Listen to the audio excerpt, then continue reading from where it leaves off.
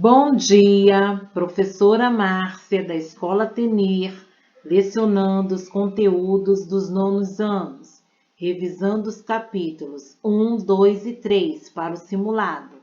Mas nesse vídeo aula, propriamente, eu vou trabalhar com vocês o capítulo 2, que fala a respeito do Brasil, do Império à República.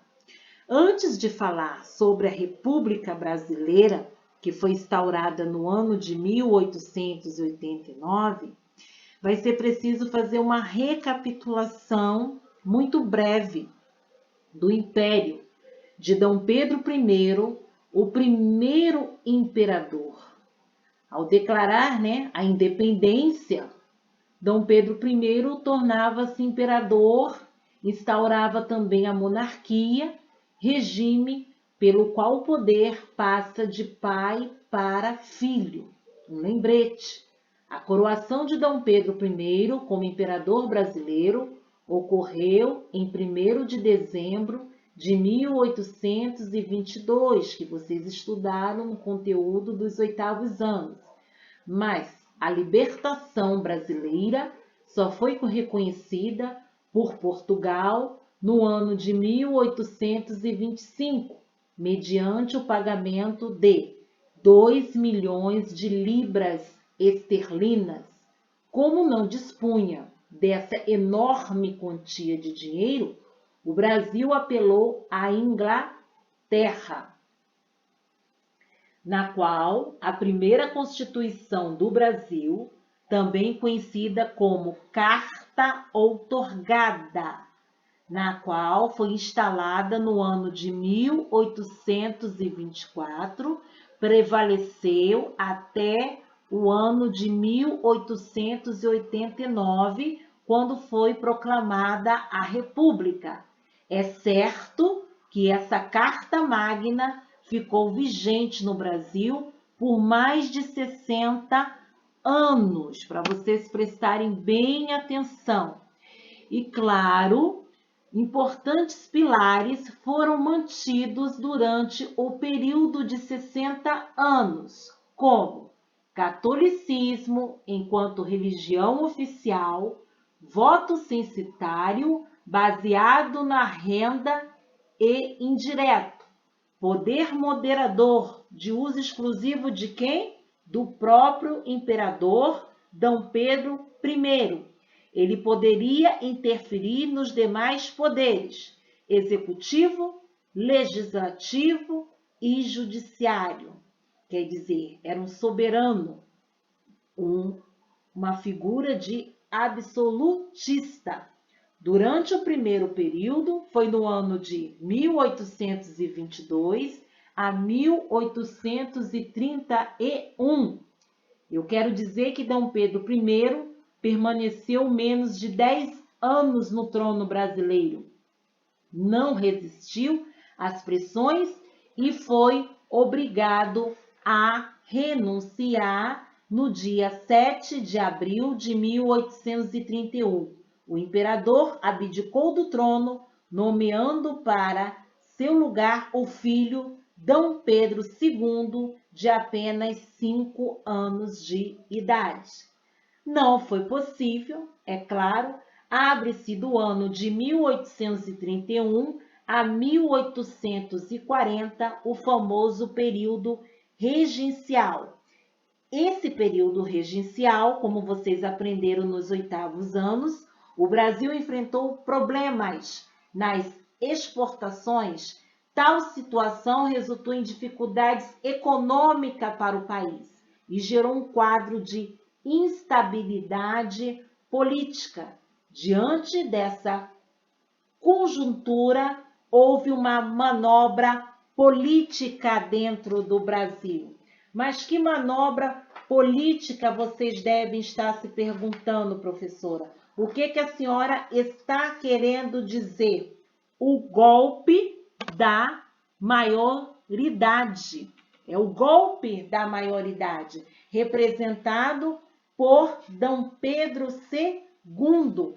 Foi totalmente antecipado. Então, esse golpe de maioridade é o episódio que ficou conhecido, que deu início o segundo reinado. Esse segundo reinado, é claro, o Império adotou o parlamentarismo como sistema de governo. O café tornou-se o principal produto de exportação. Entrou em vigor a lei que proibia o tráfico internacional de escravos e a industrialização ganhou impulso. Nessa época foram surgindo novos serviços públicos, como iluminação nas ruas, implantação de bondes, ferrovias, sobretudo no Rio de Janeiro, em Salvador, no Recife, em Belém e em São Paulo, ok? Para vocês entenderem melhor. Então, o que eu quero dizer? O produtor mundial, o Brasil era o maior produtor mundial de café, que também era o principal produto de exportação do país. Dessa forma, a venda do grão contribuiu para uma melhoria razoável na situação econômica do Brasil. Nesse contexto, há acúmulo de capitais originados da venda de café, que abriu caminho para o surgimento das primeiras ferrovias, impulsionou também o crescimento de alguns centros urbanos, como São Paulo, que era a capital da região da produtora de café, e Rio de Janeiro, capital do Brasil na época. Tais receitas também permitiram tanto o alargamento no setor do serviço urbano, como o aumento da classe média urbana. A exportação, do café foi fundamental para o equilíbrio da balança dentro do Brasil. Então, é muito importante o aluno ter o entendimento sobre isso. O Brasil ainda enfrentava antigos problemas, como a manutenção da escravidão, infelizmente, e também do latifúndio. Então, há uma crise no Império Brasileiro. Infelizmente, há uma crise dentro desse Império Brasileiro, na qual os alunos têm que prestar bastante atenção, tá? Eu sei que vocês já fizeram a prova direitinho, tá? Da P1, mas é preciso o aluno ele ter em mente, ele precisa fazer essa recapitulação para vocês poderem ter uma média boa, tá? Agora para o segundo bimestre. Então, o que aconteceu? O parlamentarismo do Império, atualmente o sistema de governo representado por Dom Pedro II, no qual o presidente da República é o chefe do poder executivo e seus auxiliares diretos são os ministros do Estado. E o Brasil ele adotou esse sistema do governo parlamentarista no ano de 1847. Vocês não podem esquecerem disso. O imperador ele nomeava um presidente de conselho de ministros. E esse presidente escolhia os membros do ministério que seria responsável pelo governo. Se o ministério fosse aprovado pela Câmara de Deputados, ele começava a governar. Isso, caso contrário, o imperador podia demitir todos os ministros ou dissolver a Câmara. Nesse caso, novas eleições eram convocadas. Dessa forma, Dom Pedro II exercia seu poder moderador, porque foi passado de pai para filho e podia impor o ministério que lhe agradasse. E o café, durante esse período, foi o ouro verde, vamos dizer assim. Ele foi introduzido no Brasil, o café, por volta do ano de 1727, mas sua produção foi estimulada, sobretudo, a partir do século XIX, quando beber café tornou-se um hábito bastante popular na Europa e também nos Estados Unidos. No Brasil, o clima, o solo de muitas áreas no Centro-Sul favoreciam a lavoura cafeeira, inicialmente a cafeicultura. Desenvolveu-se em grandes propriedades monocultoras, voltada para exportação, que utilizavam a mão de obra escrava. Com essas características internas e com o crescimento da demanda dos mercados europeu e estadunidense, o Brasil tornou-se um grande produtor mundial de café. A renda obtida com café ajudou a recuperar a economia dos cafeicultores. Então, o aluno tem que prestar bastante atenção nisso. Mas é claro que durante o segundo reinado, representado por Dom Pedro II, não pode faltar a Guerra do Paraguai. Após as décadas de 1840, na qual o Dom Pedro II, vamos dizer assim, assumiu, o Brasil passou por um período de relativa calma. Enquanto isso, o Paraguai, independente desde o ano de 1811, vive uma fase de modernização, de prosperidade, que lhe conferia a condição do país mais rico da América do Sul. Seu presidente na época, Solano Lopes, achava que o Paraguai deveria liderar as discussões sobre questões da região.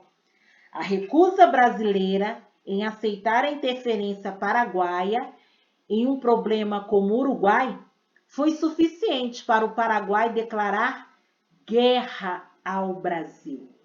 Em 1864, Uruguai, Argentina se juntaram ao Brasil, formando a famosa Tríplice Aliança. As batalhas se deram, vocês não podem esquecerem, na bacia do Rio da Prata, na junção de quais rios, professora? Uruguai, Paraguai, Paraná. Ao final da guerra, em 1872, o Paraguai estava absolutamente, arrasado. A população de 800 mil pessoas foram reduzida a 195 mil habitantes. O país perdeu 140 mil quilômetros quadrados de seu território para a Argentina e ainda teve que pagar indenização aos vencedores. Até hoje, o Paraguai sofreu as consequências desse conflito. Então, é muito bom o aluno ele focar a Guerra do Paraguai até aqui, ok? O imperador Dom Pedro I, na qual ele, em 1822, como imperador, até no ano de 1831. É bom o aluno ter em mente o período do ano de 1831 a 1840. Por quê? Porque é o período regencial.